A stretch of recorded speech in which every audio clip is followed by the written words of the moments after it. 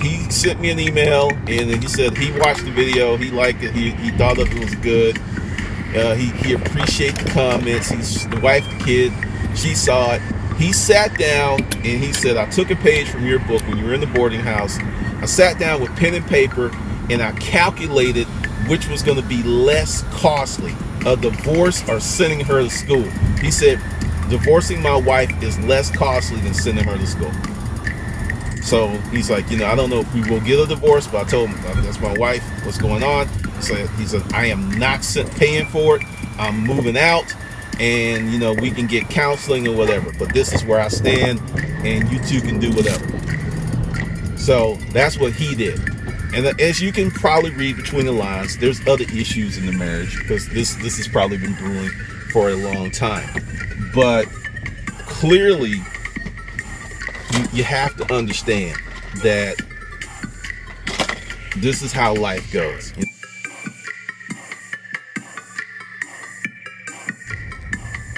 I tell you, it has been the weeks for consults. It's also been the week for just some crazy stuff. I was speaking, like yesterday I had 2 consults. Yesterday was a long freaking day, but it was a really good day. The last consult was awesome, just awesome. Love that guy and his family. He's got a beautiful family. The first one,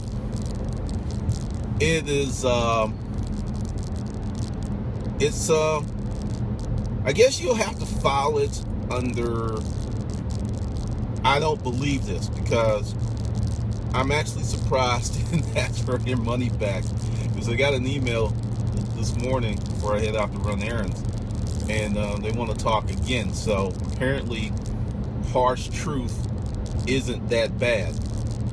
But the first consult is what's going to be the nucleus of what I'm going to wrap this up in, because it's a common issue. It's what I deserve versus what I earn. And for many people, that concept is a problem. It's problematic in a major way, because you hear it all the time. Like, just take you. Yeah, you people watching this video. I don't deserve your views. I have to earn your views.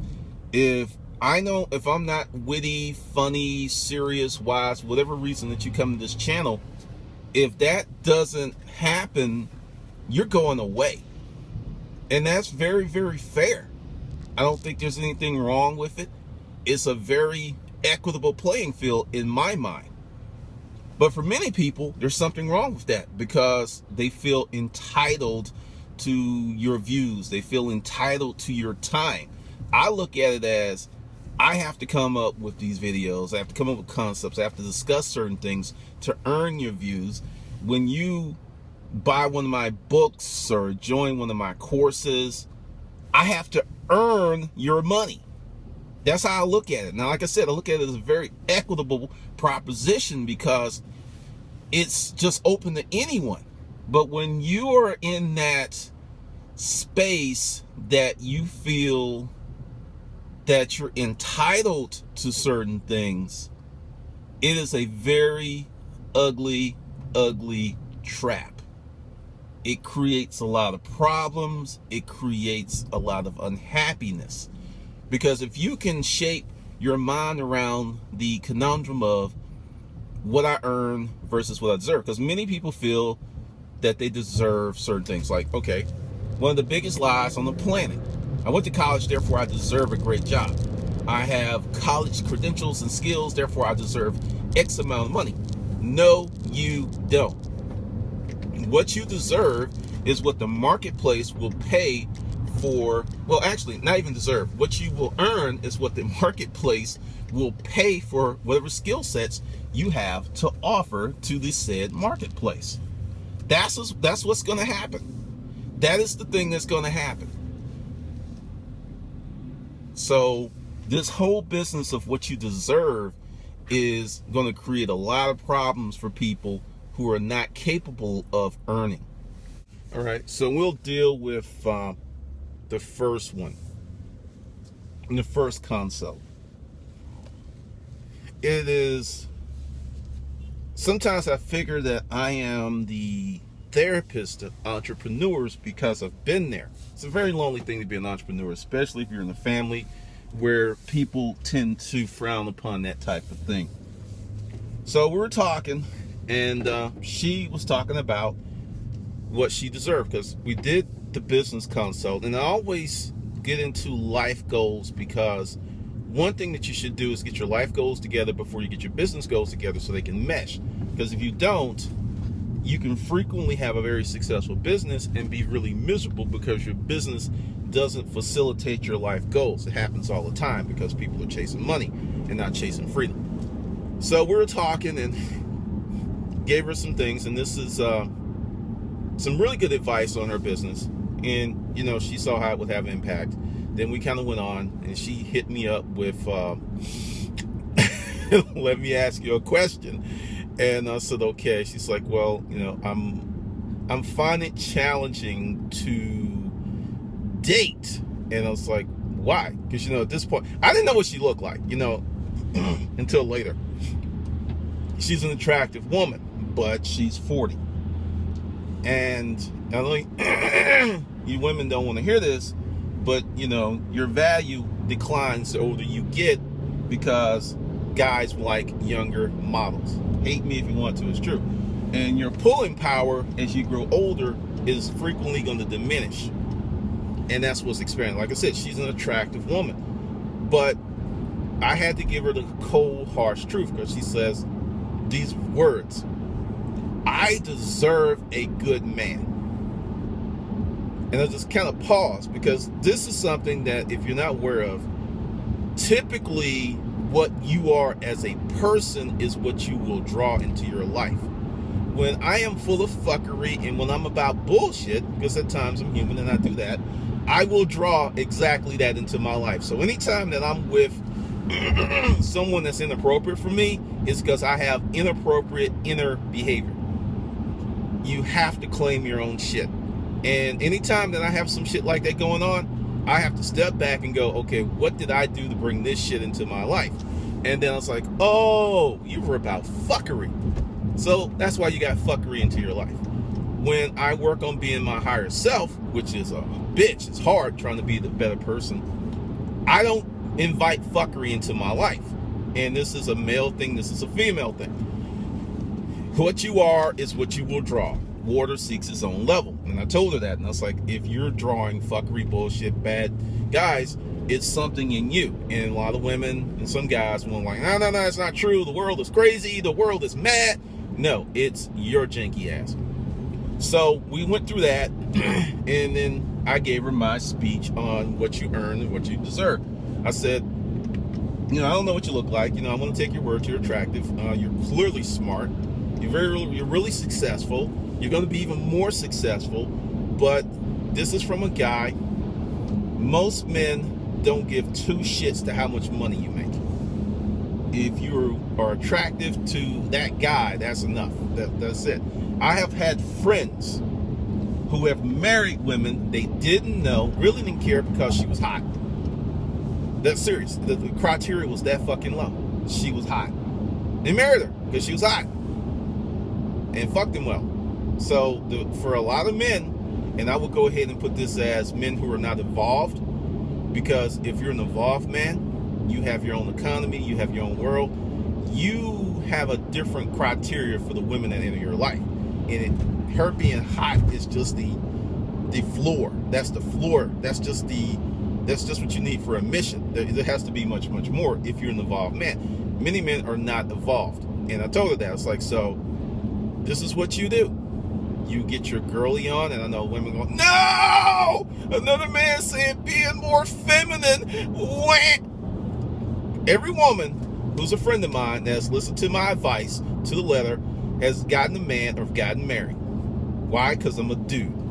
You can go ahead and put what your criteria is, because this is where women go wrong. You use the criteria that you evaluate us, and think in your head that we should use the same criteria to evaluate you, and we do not. So we had like this long conversation about that stuff, because I mean, we talked about 50 minutes for business and then maybe 30 about her personal life. And I said, what you earn is what you're going to get. What you kill is what you want to keep. If you want to have a relationship with a man, you're going to have to change who you are as a person. I know people are throwing shit at their phones and computer screens right now because I said that. Because the thing is, if what you are is good enough to get what you want, why don't you have it?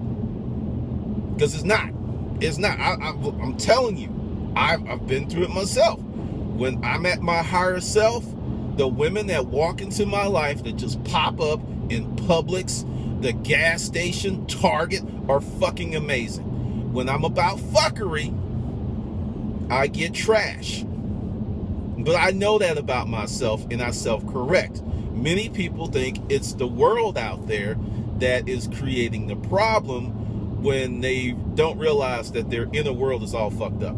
You get your inner world together, your outer world will reflect that. If your outer world is fucked up, your inner world is fucked up. There is no one immune from this shit. So we went on and on and on. And then it got me to some other things. Things happen here on YouTube. There are people who feel that, you know, once again, like I said in the beginning of the video, I have to earn your viewership. I have to earn your money. I have to earn it. It's an effort. It's a process. You don't owe me shit. You don't owe me any fucking thing. But there are many people who feel because they breathe, the world owes them a living. The world owes them. Like that's this thing with the minimum wage. It's just not going to work out. Raise it all you want to. It's going to be some ill, dire consequences. But I want you to really, really think about what you've earned in life. What you've really, really earned. In the book I'm working on, The 50 Laws of Hustling, one of the laws I'll tell you is don't build a kingdom in a thimble. And this is what many people do. They'll take this event. They'll take something that really in the grand scheme of life is very small.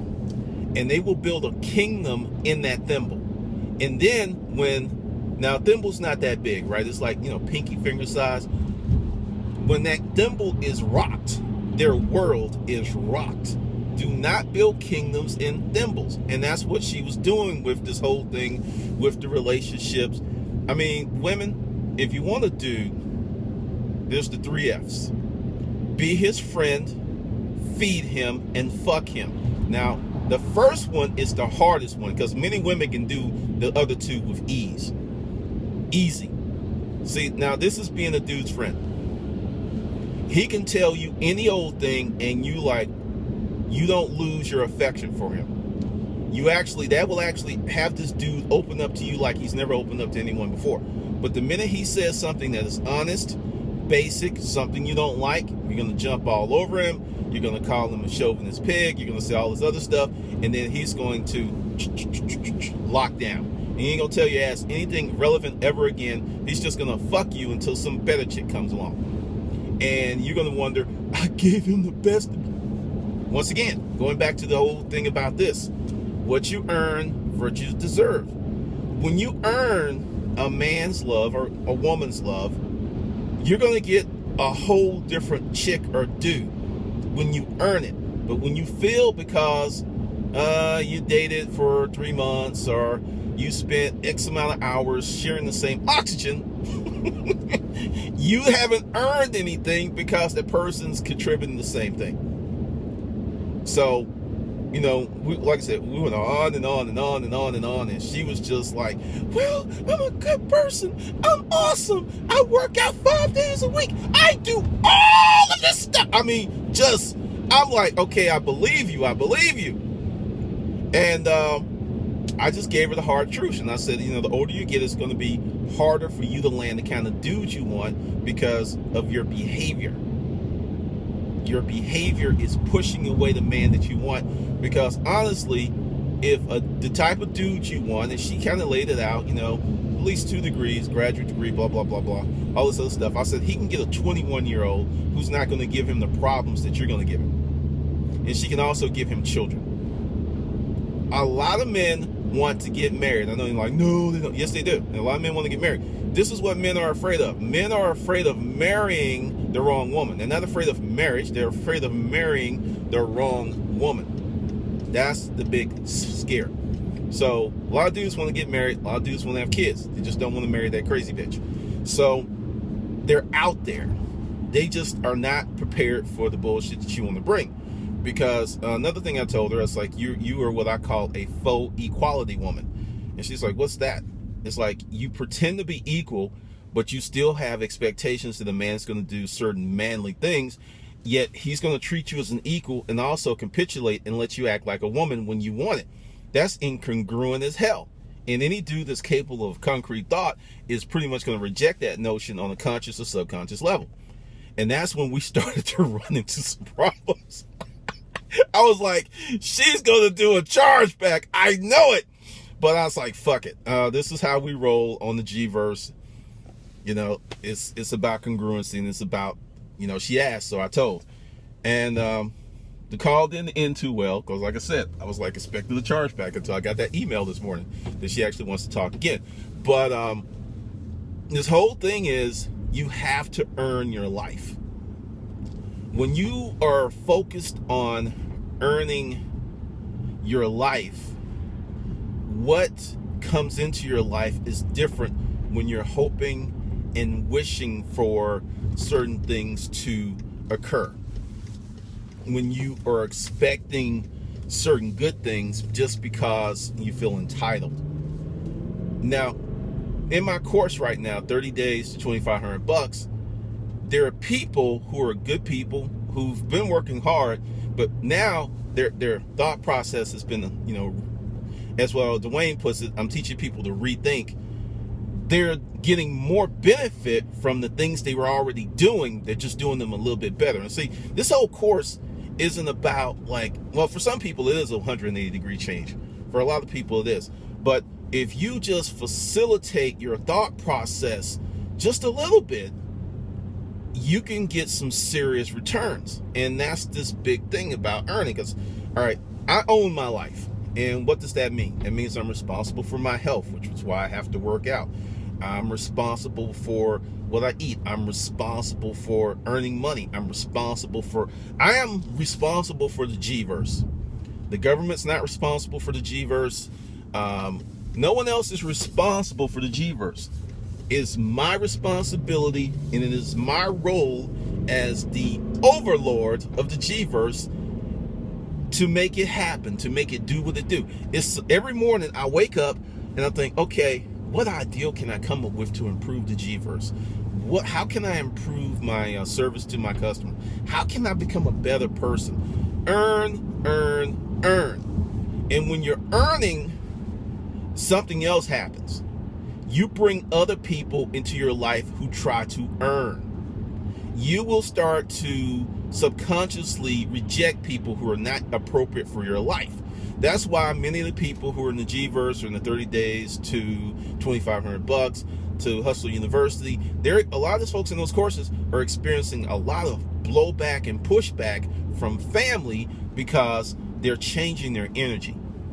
And it's scaring people, and it's like, oh, you know, you're messing around in storage units. Oh, you're doing this. I will tell you something that's very funny. One guy in the G-verse, actually, his wife was like saying, why don't you implement some of the stuff that's in 30 days to 2,500? And he was like, he even admitted, he's like, I was kind of half-assed doing it. Then I started doing some stuff, and he actually, I don't know how it happened, but the money ended up in his wife's PayPal account, and she showed him, and he was like, you're giving me the money? She's like, no, I'm keeping this $800, which is like a third of the way to the 2,500. So this is what's messing up a lot of people about deserve and earn. Many people take certain things as a birthright. Like, if I'm in a relationship with someone serious, and you know, I'll just be straight up. I meet a woman, there's two categories. Either, you know, she's really, really serious, or I'm just fucking her. A lot of people go like, that's so ugly. I'm just honest about it. Most dudes do the same shit. And typically, when I'm with someone that I want to put time and energy into, they're earning my love. See, I don't do the whole traditional dating thing. I stopped that shit a decade ago. well over a decade ago, really, because it doesn't work for me. If it works for you, keep on doing you, Mr. Boo. No, I don't need to go down there. Actually, yeah, I need to be over here. If it works for you, do it. But it doesn't work for me. I sat down logically and came up with my rules for dating. And when I just started implementing them, my life changed. Because understand, you have to really know yourself really well before you can be successful with another human being in a relationship. If you don't know yourself, somebody who's adroit or really good at psychology or good at figuring people out or reading people can come in and manipulate you and fuck up your relationship. I've seen it happen because people do not know themselves. Once again, earning versus deserving. You want that big life. You want a life of design and intent. You will have to earn it. It will not be given to you. It will not. And this is another thing about the earn proposition. When you start earning your life, you are going to enhance your life in so many ways. In the beginning, it's going to be rocky as fuck.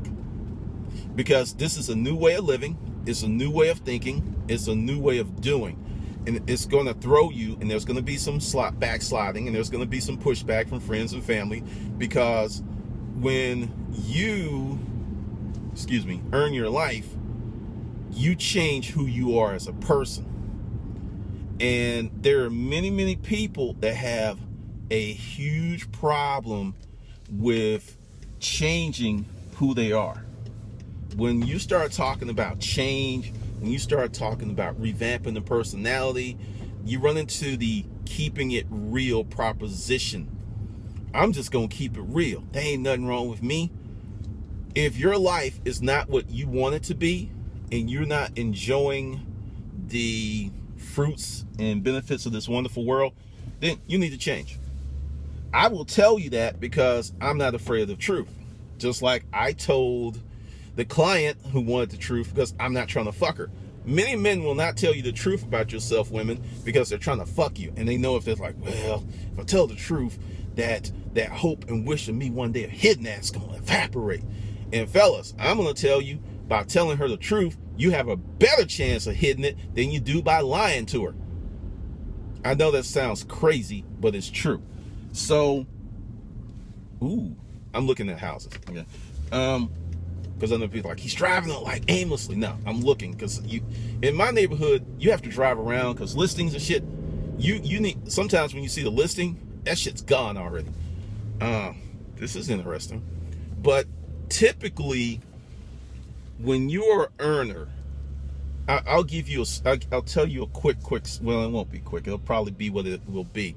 But when you become an earner, when I worked for a certain contract office furniture firm, there was two groups of salespeople. There was the farmers and there were the hunters. Farmers were people that were members of certain civics associations, or they were members of, they had a sphere of influence. They had a lot of connections. You know, the person that had 500 plus people on LinkedIn, those were the farmers, and they leveraged their connections to make sales, which is awesome. It's a great way to make a living if you have those many connections, because it's less work. Now, I did not have those connections. Therefore, I was a hunter, which means I had to go out and create as many connections as possible, as fast as possible, or I didn't make any money. Now, the earner versus the deserver, and even the deserver is not like the person that feels they deserve certain things. That's not even the farmer, because even the farmer has to go out and cultivate the crops, plow up the land and stuff. They still work. But people who are in deserve mode are often very frustrated and mad and angry at the world. So when you become an earner, you'll be like me, a hunter. And I went in and I didn't have any connections. I just had to go out and meet people. I was having lunch with folks that didn't know. It's just, it exposed me and exposed a lot of weaknesses in my character, because I'm an introvert. And a lot of people who have known me for years would be shocked to hear that, because I can go to the party and be the life of the party. It's very wearing on me. But I learned how to really get into the mode, do well, make money, because I was forced to be an earner. I was forced to, because it's like, if you don't earn, you don't make any money. And when you get that high of being an earner, a person who earns and owns their life, it will be a remarkable change in who you are as a person. Because I remember it was like my first good sale. It wasn't a big sale, it was a good sale, because that meant I was going to eat that month. I chased this lady down. I called this woman no less than 50 times, because I made a lot of mistakes. I was like overcalling people, but it was just, I cold called this woman 50 times because I had a little chart and I like hash marks today, and it got to the point where it became a game, because for me it went past getting the sale to, this woman is going to return my phone call. And I would like, the voicemails were like, hey Jill, this is Glendon Cameron, just want to set up, it went from that to, Jill, we need to talk. I'm going to keep calling you because I have something that can benefit your company, right? It just got way too personal. It became really stupid. And the last phone call, Jill, this is Glendon. I just want you to know that you will make my day when you return my phone call. I am living to hear the sound of your voice. That was the last, I mean, crazy, right? Totally crazy. And she called me up laughing. She's like, okay, I've had a really horrible day. I've had some stuff go down, and sure, your voicemail made me laugh, and I needed that today. And that's how I got in. It was really small job. They only had 6 offices. I mean, maybe $22,000 gross sale, and I probably made around $3,000 off that deal. And but I worked it, and the process of making the phone calls and listening to myself and talking to her, because this is the thing that was really brutal. After I got the sale, I was like, okay, tell me what I did wrong. Typically, as someone that wants to earn their life, these are some of the steps that you have to do. You have to become very accountable for your fuck-ups. That's number one. It's really easy to sit back and go, yes, I did this and it was great, and grandmother loves me. That is not going to help you grow as a person. That will keep you warm and fuzzy. When you start saying, reason I didn't do X and Y and Z is because I screwed up. Like all the jobs that I lost, sales jobs that I went for, I had a strong suspicion why I didn't get it. A strong suspicion to outright confirmation, because it's amazing that someone that you call for the sale, if you just call them up and say, look, thank you for your time. I didn't get the sale, and will you tell me what did I do wrong? They'll tell you. Everyone wants to have that conversation. They'll talk to you for 30 minutes. Well, you came, you weren't prepared. We were looking for certain product lines. We told you that. You didn't have them. Some of them were brutal. Some of them was just like, I could just kill myself right now. It was that bad. That's how bad I screwed up. It was highly embarrassing. It was very embarrassing.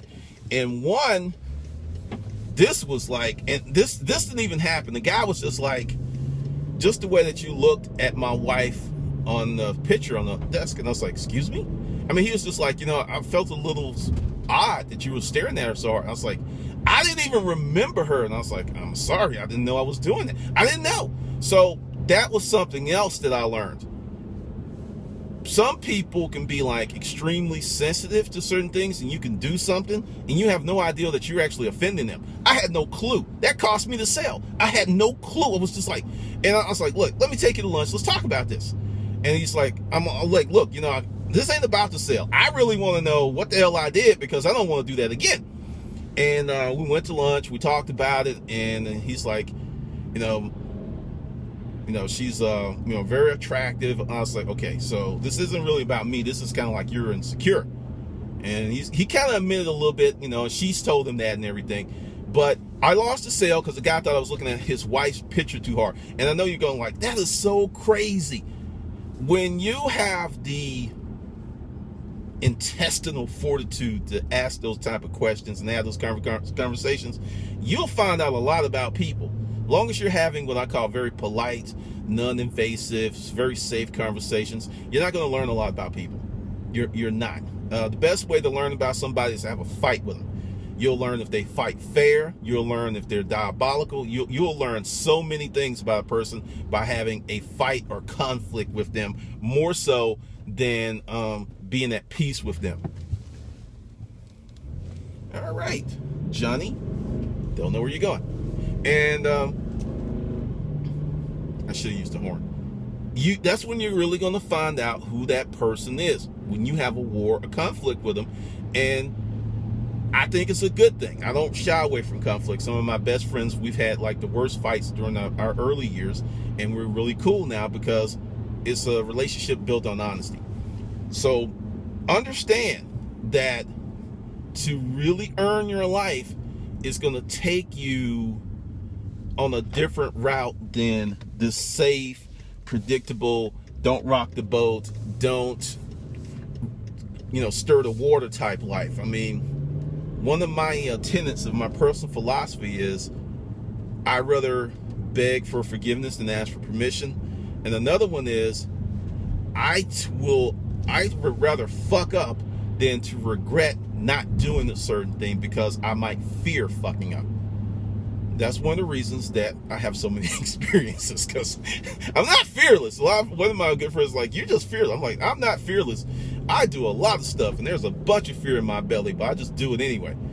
And that's how you get experience, and that's how you move forward, and that's how you build a life of design and intent. But just following traditional, safe pathways, you're not going to get that life. You're going to have a life of enslavement and potentially misery. There's some people who are happy in the slave camp. There's happy slaves. There's happy hostages. Like in the Matrix, it's like, just put me back in there and erase all these memories of all this other shit. Because I want to live the lie, believe the lie, eat the lie, dream the lie. Truth scares me. And when you earn your life, truth can't scare you. Truth cannot scare you. Truth cannot take you and just wipe you out. Truth will be one of the building blocks to the foundation of who you are. And you will learn so much by digging into that dirt. So that's this deal. That's what spawned. I'm telling you, I gotta say, I'm loving these consults lately because they're getting super interesting. And